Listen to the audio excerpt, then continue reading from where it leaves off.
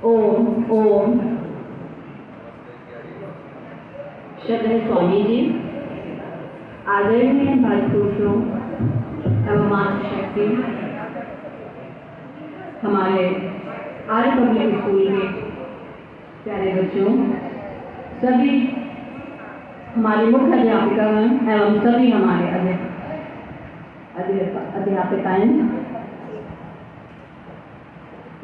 श्रावणी पर्व के उपलक्ष्य में 3 दिवसीय वेद प्रचार कार्यक्रम हमारे जींद शहर के प्रांगण में जो आयोजित हो रहा है, उसमें आप सभी का हार्दिक अभिनंदन है, स्वागत है।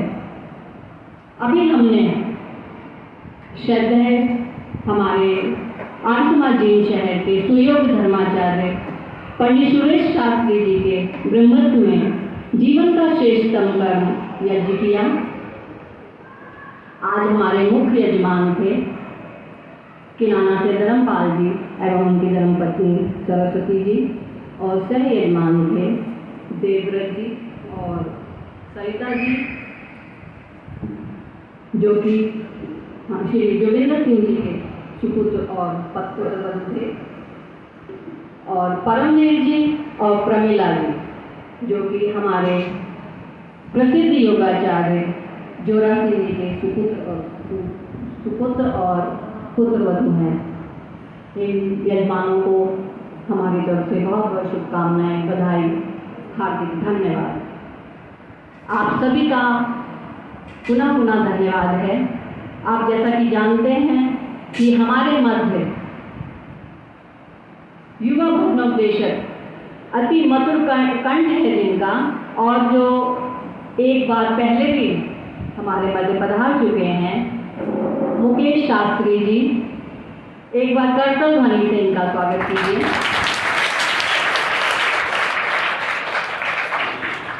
और उनके ढोलक पे बहुत ही कुशलता से जो साथ देते हैं, हरीश आदि जी,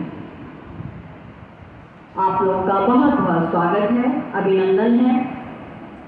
अब अधिक समय ना लेते हुए मैं आमंत्रित करती हूँ मुकेश शास्त्री जी को और हमारे हरीश जी को कि वह 10:30 बजे तक अपना प्रवचन हमारे मध्य रखेंगे। मुकेश शास्त्री जी।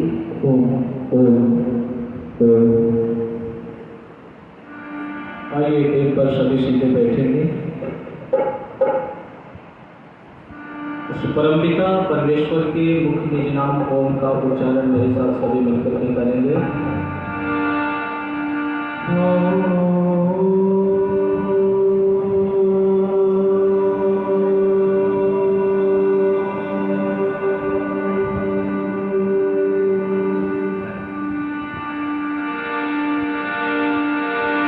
स्वस्ति पंथ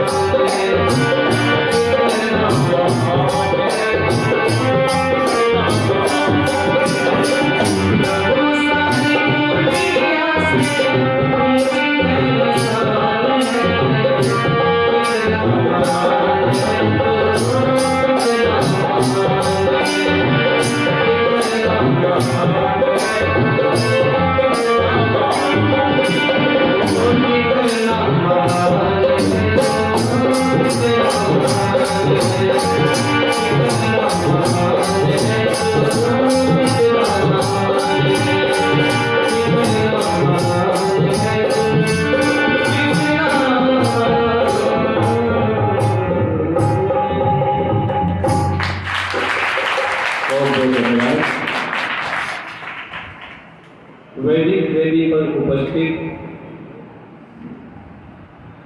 आर्य जगत के बहुत ही प्रसिद्ध पराचार्य जी के लिए सभी तालियां बजाकर के स्वागत करेंगे। हम सभी चरण में पूजा करते आगे। आर्य जगत के तपोनिष्ठ वैदिक विद्वान ऋषि पद के पथिक, जिनके मार्गदर्शन मुझ जैसे न जाने कितने नौजवान ऋषि के प्रति समर्पित होते हैं, ऐसे पूज्य आचार्य श्री विष्णु मित्र विद्यार्थी जी, आर्य समाज जेल शहर में मुझे आज से 3-4 वर्ष पूर्व आने का सौभाग्य पूज्य माता जी के सौभाग्य से हुआ था और पुनः मुझे इस बार यहाँ आने के लिए सौभाग्य मिला। तो इसी आर्य समाज के माननीय यशस्वी प्रधान श्री राजवीर सिंह आर्य जी,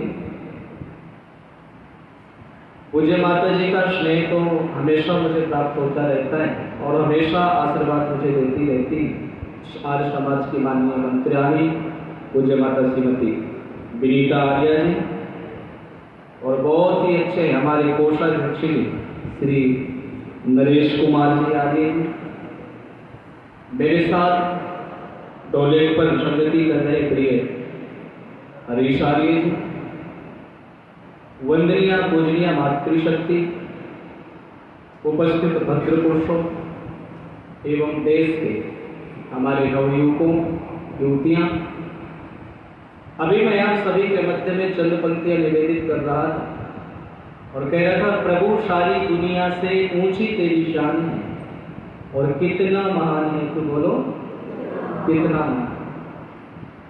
दुनिया में जितने भी जीव देहधारी हैं, कारण कि दुनिया के रंग देखे सभी तेरे रंग हैं, जग में अनेक तेरे पालने के ढंग हैं, तुझको तो छोटे बड़े सबका ही ध्यान है। निवेदन मैं करना चाहता हूं, परमपिता परमेश्वर सबके खाने की व्यवस्था कर रखी है, जिसको मैं और आप नहीं पहुंचा सकते उसके भी भोजन की व्यवस्था बोलो ईश्वर ने कर रखी। और ध्यान देना, इन सभी में यदि श्रेष्ठ कोई है तो उसको क्या कहते हैं जी? मनुष्य श्रेष्ठ, जो मन से विचार से जो कार्य को करे उसी को तो मनुष्य कहते हैं। और ध्यान देना, आपने एक शब्द सुना होगा समर्पण। पशुओं के अंदर जितना समर्पण होता है ना, उतना मनुष्यों के अंदर समर्पण नहीं होता। अच्छा, एक कवि ने लिखा था कि नदियां न पीवे कभी अपना जल और वृक्ष न खाए कभी अपना फल। बोलो जी, दूसरों को देने का कार्य करता है और लेकिन मनुष्य क्या, ये भी मेरा ये भी मेरा, सारा ही मेरा। लेकिन निवेदन करना चाहता हूँ, वही यजुर्वेद के 40वें अध्याय का दूसरा मंत्र कहता है, कुर्वन्न वेह कर्माणि जिजी जैसे शतम समान। ओ दुनिया के लोगों, कर्म करते हुए 100 वर्षों तक जीने की इच्छा रखो और यदि कर्म नहीं करते हो तो जीने की इच्छा मत रखो। और ध्यान देना, ये कर्मों का ही फल होता है कि एक बच्चे का जन्म अंबानी जी के घर में होगा, जन्म से ही न जाने कितने मिलियन का बोलो जी मालिक बन गया, और एक बालक का जन्म सड़क साफ मां के साथ होगा, बेचारी के पास दूध भी नहीं है।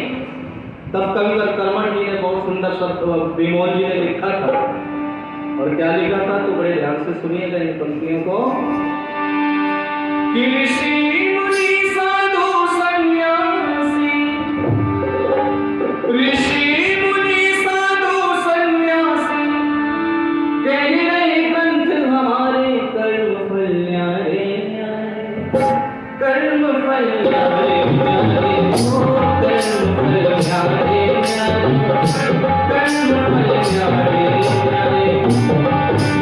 ऋषि मुनि साधु सन्यासी, ऋषि मुनि साधु सन्यासी, कह रहे ग्रंथ हमारे कर्म फल न्यारे न्यारे, कर्म फल न्यारे न्यारे, कर्म फल न्यारे न्यारे, कर्म फल न्यारे न्यारे।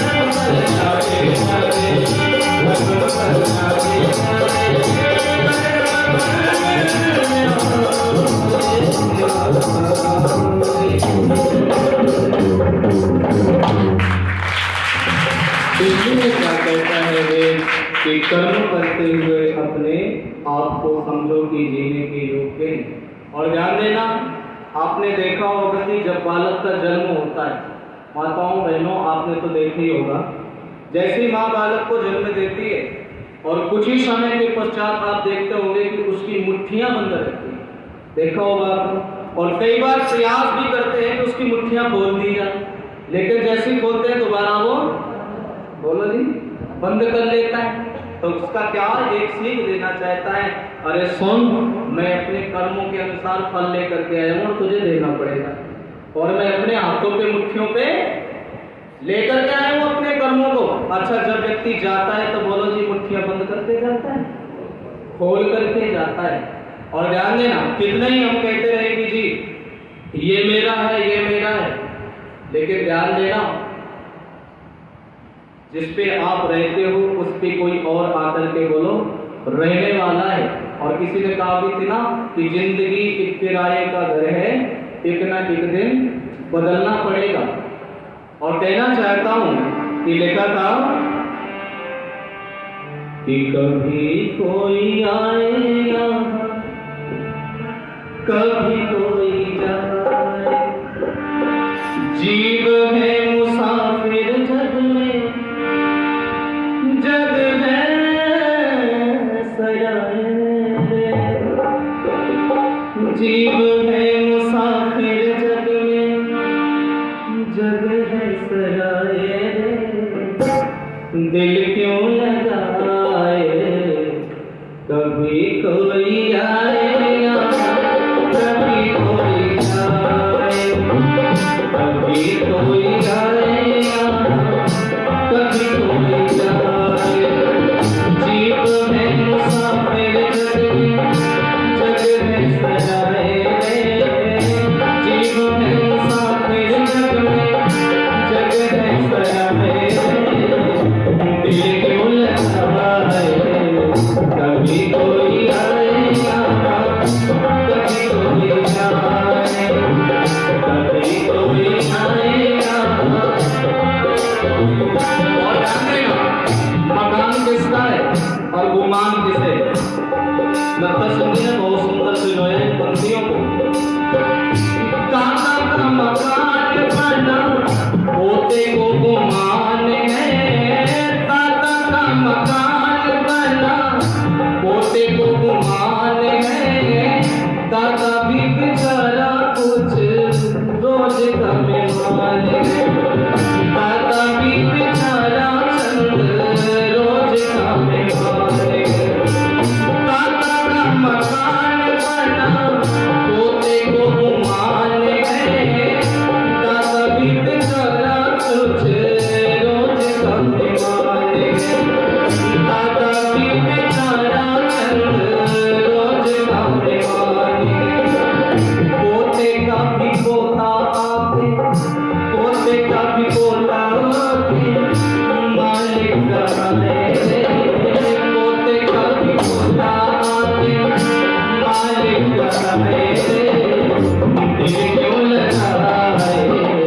कभी कोई आएगा, कभी कोई जाए, कभी कोई आएगा, कभी कोई जाए, जीव है मुसाफिर जग में, जग है सराय, जीव है मुसाफिर जग में, जग है सराय, दिल क्यों लगाए, कभी कोई आएगा, कभी कोई जाए, कभी कोई इतनी प्यारे तेरी जीवन कहानी, इतनी प्यारे तेरी जीवन कहानी, बचपन सवेरा तो पहले जवानी, बचपन सवेरा तो पहले जवानी, इतनी प्यारे तेरी जीवन कहानी, इतनी प्यारे तेरी जीवन कहानी, बचपन सवेरा तो पहले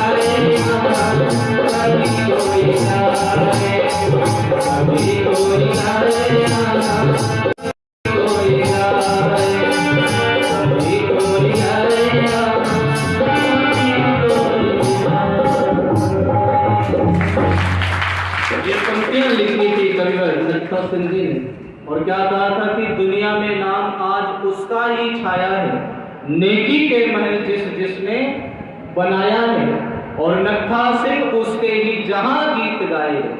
आज आप सभी लोग मर्यादा पुरुषोत्तम श्री रामचंद्र जी महाराज को बोलो याद करते हैं, महर्षि प्रवर देव दयानंद सरस्वती जी महाराज को याद करते हैं।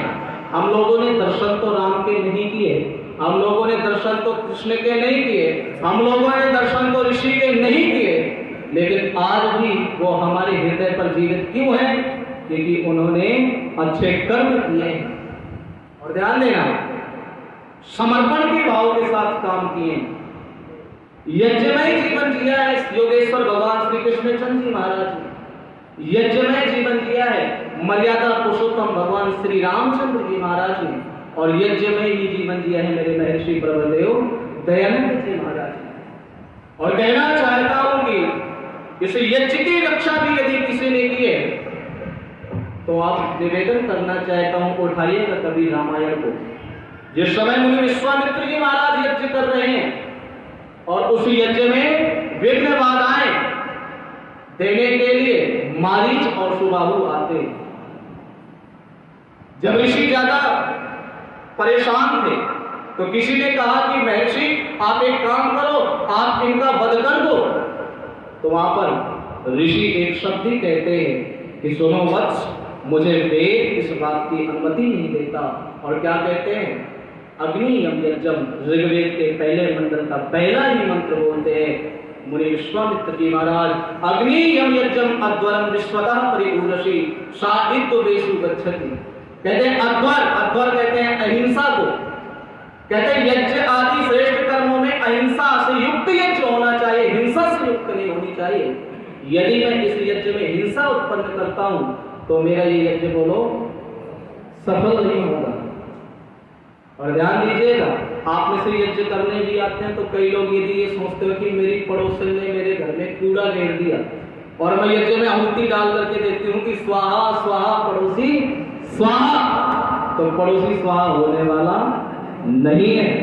क्योंकि प्रार्थना भी कैसी होनी चाहिए? सात्विक प्रार्थना होनी चाहिए।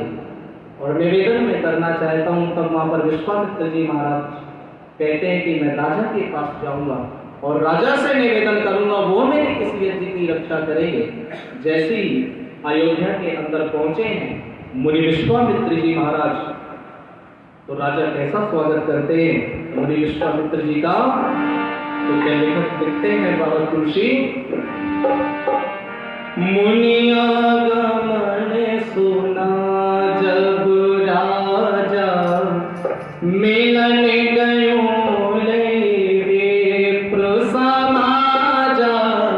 मुनियागमन सुना जब राजा, मिलन गयो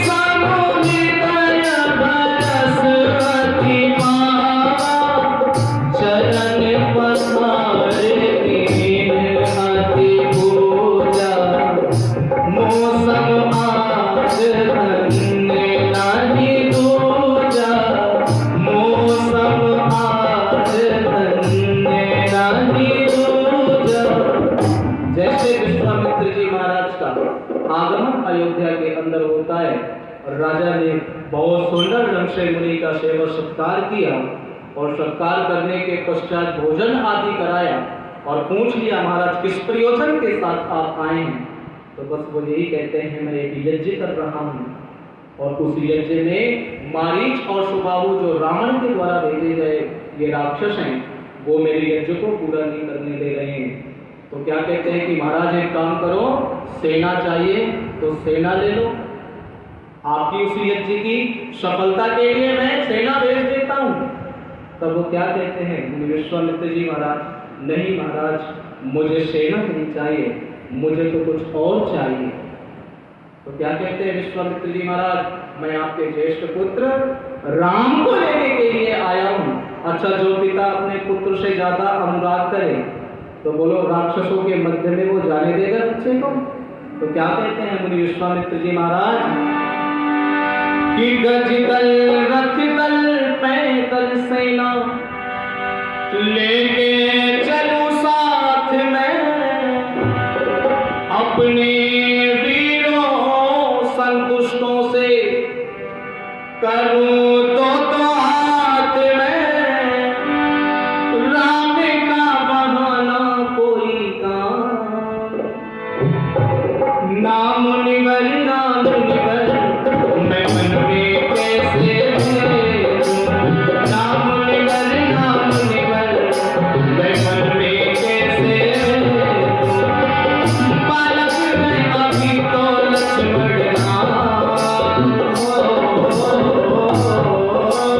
नाम निवल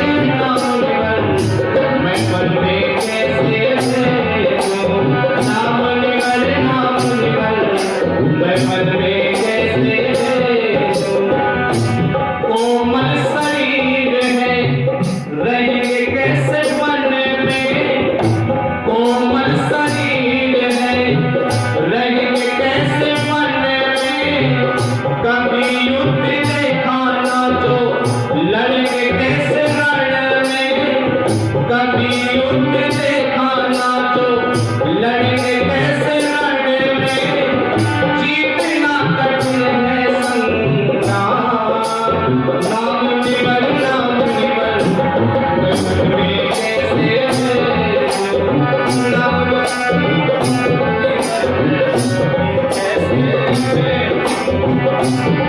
और जैसे विश्वामित्र जी महाराज ने कहा कि रावण के द्वारा भेजे गए तो क्या स्थिति हो जाती है मर्यादा पुरुषोत्तम श्री रामचंद्र जी महाराज के पिता दशरथ के।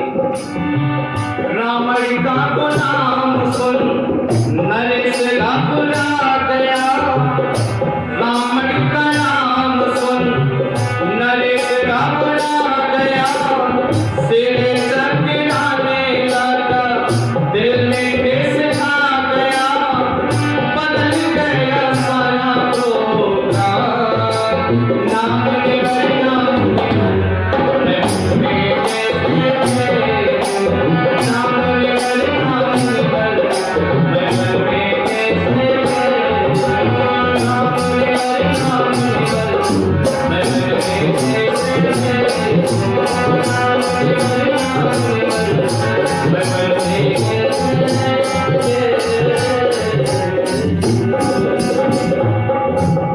जैसे राजा दशरथ ने रावण का नाम सुना तो अब तो भेजूंगा ही नहीं, और निवेदन मैं करना चाहता हूं।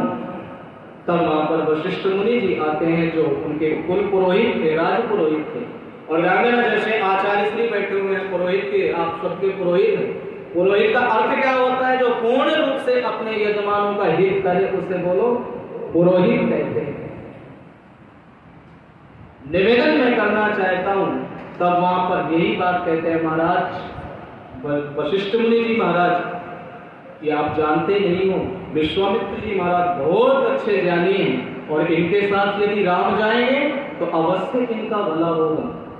और ध्यान दीजिएगा, तब श्री रामचंद्र जी महाराज को भेजा था उनके पिता ने, और उन्होंने वहां पर जाकर के बोलो उस यज्ञ की रक्षा की थी।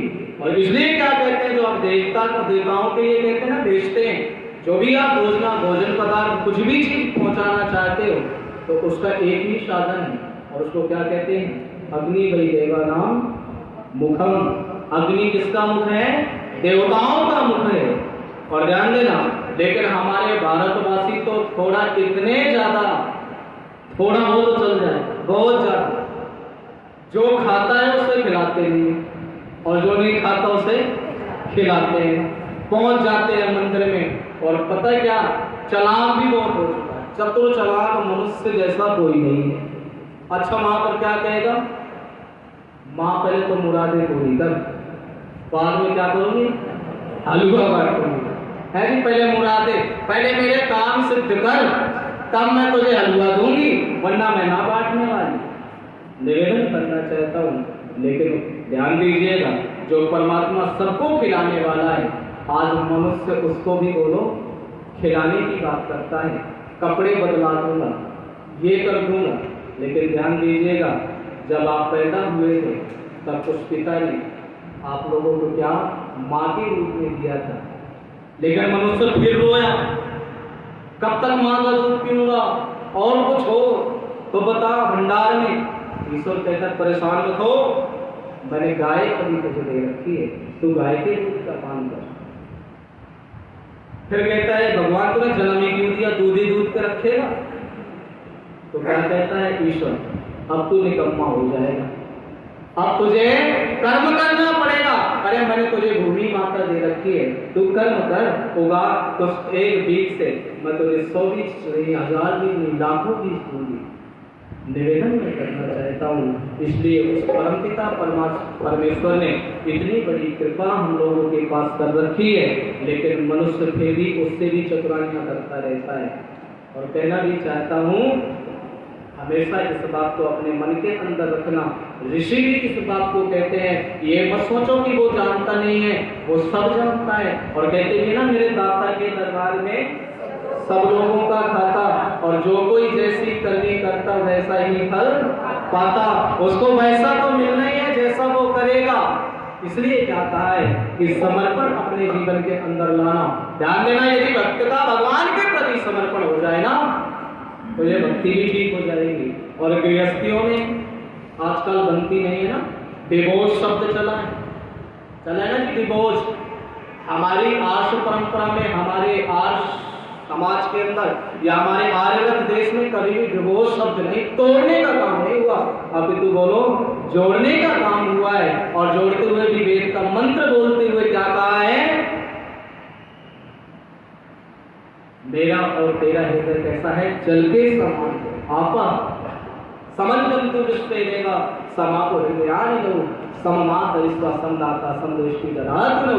मेरा तेरा हृदय कैसा हो, जल के समान हो। निवेदन मैं करना चाहता हूँ, हम लोगों ने ऐसे देश के अंदर जन्म लिया है जिस देश के अंदर बड़े बड़े ऋषि महात्मा लोग हुए हैं, अन्य किसी देश में हुए हैं बोलो? इसलिए मैं कहना चाहता हूँ, हिमालय की चोटी पे खड़े होकर के दिन दिन उद्घोष करते हुए महाराज मनु ने कहा था, एतत् देश प्रसुतस्तदासा अग्रत जन्मना पुरुषम चरितम शिक्षे चरम प्रतिज्ञाम सर्वमानवा। पृथ्वी के अंदर, भूगोल के अंदर जितने भी लोग रहते हैं, वो इस आर्यव्रत, इस भारत देश में जाकर के यहाँ के आचार्यों के सानिध्य से चरणों में बैठ करके अपने अपने योगी की शिक्षा लेवे, चरित्र की शिक्षा लेवे। ऐसा चरित्र हुआ करता था। लेकिन क्या है आज का चरित्र बोलो? पहले हम लोग धोती फटी हमने तो नहीं पहना, पर बड़े लोग बताते हैं उससे चलाया, उससे 100 साल तक पीठ का तेल खाता करके 100-150 वर्ष जी लेते थे। लेकिन आज कितने सारे साधन आ गए, फिर भी बोलो 60-65 में काम हो जाता है। निवेदन मैं करना चाहता हूँ, मुझे एक माता जी की वो घटना याद आती है, इटली से किसी आपके मथुरा के अंदर रह रही थी महिला आश्रम में। उसका जब मैंने इंटरव्यू देखा तो उससे व्यक्ति ने पूछा, और ये पूछा कि माता जी आप भारत में कब से आई हैं? वो कहती है मुझे 15 साल हो गए हैं। माता जी इटली में क्या कोई कमी थी? नहीं बेटा, मेरे पास कोई कमी नहीं थी, अथाक संपत्ति थी मेरे पास, लेकिन इस भारत देश के अंदर आना नहीं, इस भारत देश के अंदर जन्म लेना ही सौभाग्य की बात है। वो पैसे में मुझे शांति नहीं मिलती, जो शांति मुझे इस देश के अंदर मिलती है। ध्यान देना, जो हमारे पास है उसकी हम कदर करते नहीं हैं, और जो हमारे पास नहीं हो उसकी लेने की चेष्टा करते हैं। वो लोग हमारी कटिवस्त्र और कुर्ता, चोटी और गीता, वेद लेकर के गलियों में शोर मचाते हैं, और हम लोग उनकी टाई पहन करके, और वो लोग अपने आप को बाबूजी समझते हैं। समझते नहीं समझते? और वो लोग को देखो, वो लोग हमारे जैसे हमारी वेशभूषा वो ले रहे हैं और हम उनकी ले रहे हैं। निवेदन मैं करना चाहता हूँ कि जब जीरो दिया मेरे भारत ने, भारत ने, मेरे भारत ने दुनिया को तब गिनती आई। तारों की भाषा भारत ने दुनिया को पहले सिखलाई। देता न दशमलव भारत को, यूं चांद पे जाना मुश्किल था। धरती और चांद की दूरी का अंदाजा लगाना मुश्किल था। सभ्यता जहाँ पहले आई, पहले जन्मी थी जहाँ पे कला। अपना भारत वो भारत है जिसके पीछे संसार चला। संसार चला और आगे बढ़ा, यूं आगे बढ़ा बढ़ता ही गया। भगवान करे और बढ़े और बढ़े और फूले फले। इस देश के पीछे आया करते थे और आगे बढ़ा करते थे। निवेदन मैं करना चाहता हूँ, फिर भी हम लोग कैसे था हमारा ये हृदय कि जीते हो किसी ने देश तो क्या, हमने तो दिलों को जीता है।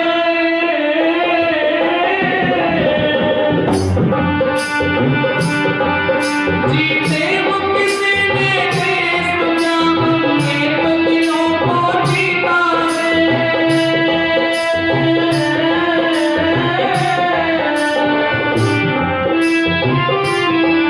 हर नर में अभी तक राम बसे, नारी में अभी तक सीता है।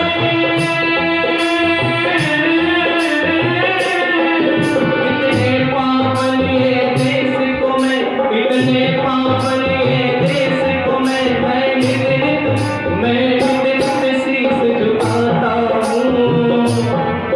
भारत का रहने वाला हूँ, भारत की बात सुनाता हूँ। मैं गीत जहाँ की गीत सदा, मैं गीत वहाँ के गाता हूँ।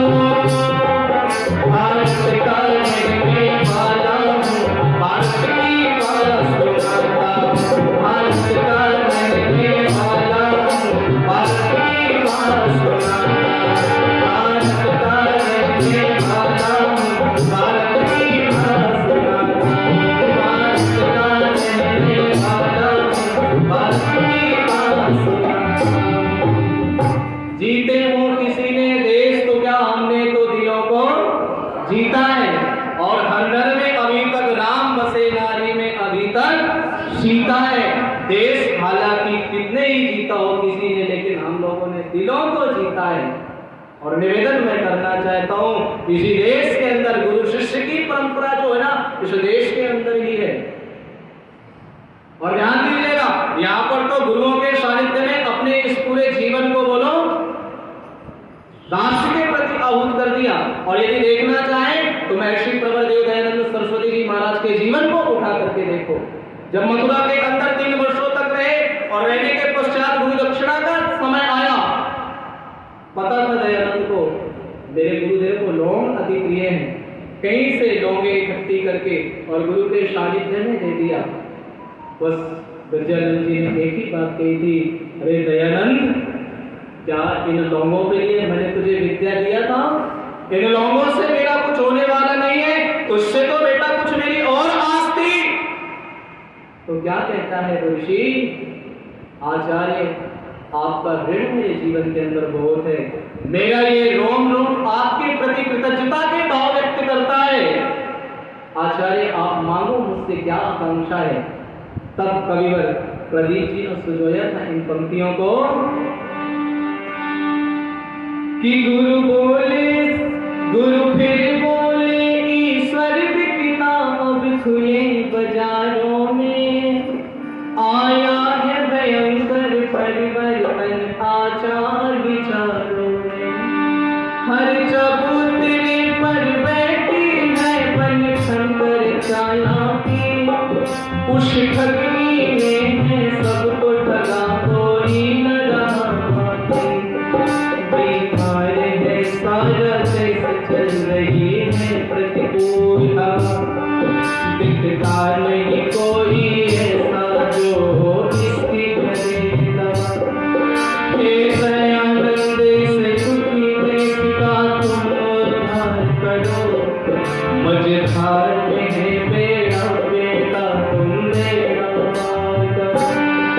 इस अंधे गुरु की यही है इच्छा, इस पर ध्यान धरो, भारत के लिए तुम अपना सारा जीवन दान करो। संकट में है अपनी जन्मभूमि तुम जाओ करो रक्षा, जाओ बेटे इस भारत भाग्य का तुम बदलो नक्शा। स्वामी जी गुरु की जय धूल हाथे से लगाते हैं, आनंद कंद ऋषि दयानंद की गाथा गाते हैं, हम कथा सुनाते हैं। हम आज हमारे इतिहास के कुछ पन्ने पलटाते हैं, आनंद कंद ऋषि दयानंद की गाथा गाते हैं, हम कथा सुनाते हैं। भारत की क्रांति गुजरात में एक गाँव में टंकारा, उस गाँव के ब्राह्मण कुल में जन्मा एक बालक प्यारा। बालक के पिता थे कर्षण ने माँ थी अमृतबाई, उस दंपति से हम सबने एक अनमोल निधि पाई। हम टंकारा की पुण्य भूमि को शीश नवाते हैं, आनंद कंद ऋषि दयानंद की गाथा गाते हैं, हम कथा सुनाते हैं। गुरु भाई को लाख प्रणाम, मुनि भाई को लाख प्रणाम, धर्म धुरंधर मुनि भाई को कोटि कोटि प्रणाम, कोटि कोटि प्रणाम, कोटि कोटि प्रणाम, कोटि कोटि प्रणाम। जब कहा गुरु ने कि दयानंद मैं तो तुझसे मेरा जीवन चाहता हूँ, बेटा अज्ञानता और पाखंड अंधविश्वास में ये समाज कुरीतियों से ग्रसित हो रहा है। बेटा एक तुम ही एक ऐसा प्रकाश हो जो वेद के उजाले को जन जन तक पहुंचाओगे। इस वेद के प्रचार के लिए, राष्ट्र के उत्थान के लिए तुम्हें अपना पूरा ये जीवन देना पड़ेगा। तो गुरु के मध्य में दयानंद ने बस यही बात कही थी, गुरुदेव प्रतीक्षा है मेरी पूरी करके दिखला दूंगा, इस वैदिक धर्म की वेदी पर मैं जीवन में चढ़ा दूंगा, इस वैदिक धर्म की वेदी पर मैं जीवन में चढ़ा दूंगा। गुरुदेव प्रतीक्षा है मेरी पूरी करके दिखला दूंगा, इस वैदिक धर्म की वेदी पर मैं जीवन में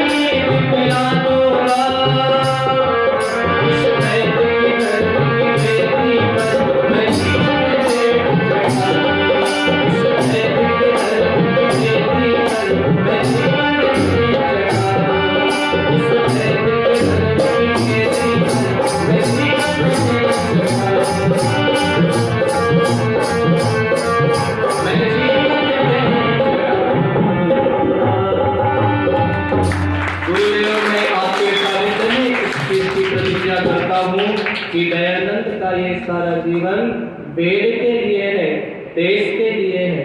और ध्यान दीजिएगा, निवेदन मैं आप सभी के मध्य में करना भी चाहता हूँ, ऋषि जैसा जीवन आपको पढ़ने को नहीं मिलेगा, जिसने एक कातिल को भी बोलो जीने की दुआ दी। एक कातिल को भी, जगन्नाथ को भी क्या कहते हैं, ये ले 400 रुपए और भाग जा नेपाल तू, देख अपनी जान को ना देख मेरा हाल तू मुझे मेरे हाल में छोड़, तू यहाँ से चला जा। निवेदन मैं करना चाहता हूँ, वो ऋषि पद का पथिक था, और निवेदन मैं करना चाहता हूँ ऋषियों के द्वारा जो निर्मित ज्ञान था, जो सत्य ज्ञान था, उसको बोलो समाज के अंदर प्रकाश दीप्त किया है उस ऋषि ने। और निवेदन मैं करना चाहता हूँ कि उस ऋषि के प्रति हम जितना समर्पण अपने आप को करेंगे, यही हमारी सच्ची श्रद्धांजलि बोलो उनके प्रति होगी। दोस्तों, अभी हम लोग जन्म शताब्दी ऋषि की मना रहे हैं। आप में से हमेशा एक संकल्प लेना कि मुझे ऋषि के जीवन से ये बात बहुत अच्छी लगी है, और मैं इस बात पे चल करके मैं ऋषि के प्रति उनको नमन करूंगा। यही ध्यान दीजिएगा, ऋषि कहते हैं चित्त से चरित्र बदलना चाहिए। तो ऋषि के जीवन से अपने आप के चरित्र के अंदर बोलो बदलाव लाना है, यही हमारे ऋषि के प्रति सच्ची श्रद्धा होगी। और कहना चाहता हूँ, मेरे पूज्य गुरुदेव डॉक्टर सारस्वत मोहन मनीषी जी ने इन पंक्तियों को लिखा था कि एक जंगल में बस्ती बसा दी तूने, एक जंगल में बस्ती बसा दी तूने, जो के पत्थर पे गिरती लगा दी तूने, एक जंगल में बस्ती बसा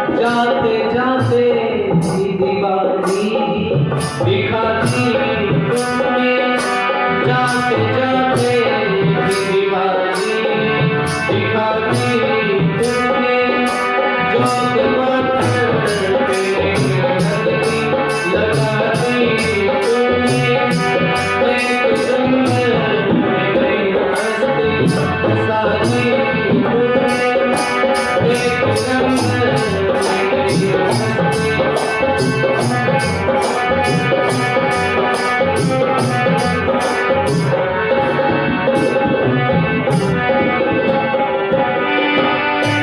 ढूंढा इतिहास न देखा ना कोई आया कहीं ढूंढा इतिहास न देखा ना आया न कोई अपने कातिल को भी जीने की दुआ दी तुमने अपने कातिल को भी जीने की दुआ दी तुमने एक जंगल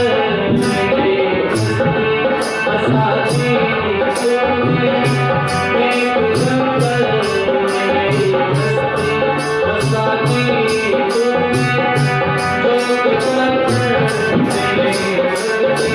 लगाती तुमने एक जंगल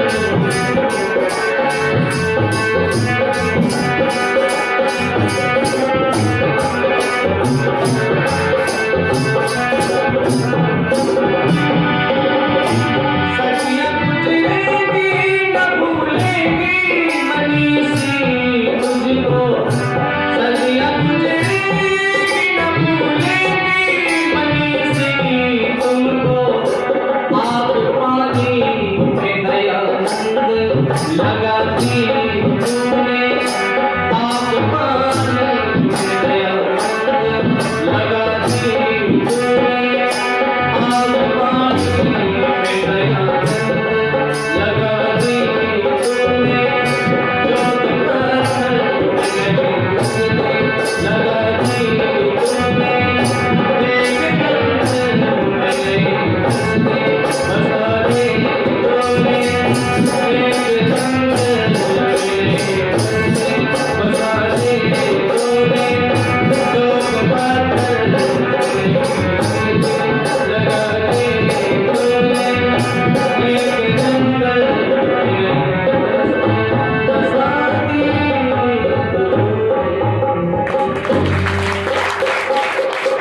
सखियां गुजरेंगी न भूलेंगी ओ मनीषी तुझको आग पानी में दयानंद लगा दी तूने और जिनके पैरों में ना पायल थी ना बिंदिया मुझ पर ऐसी अबलाओं की मांगे फिर सजा दी तूने।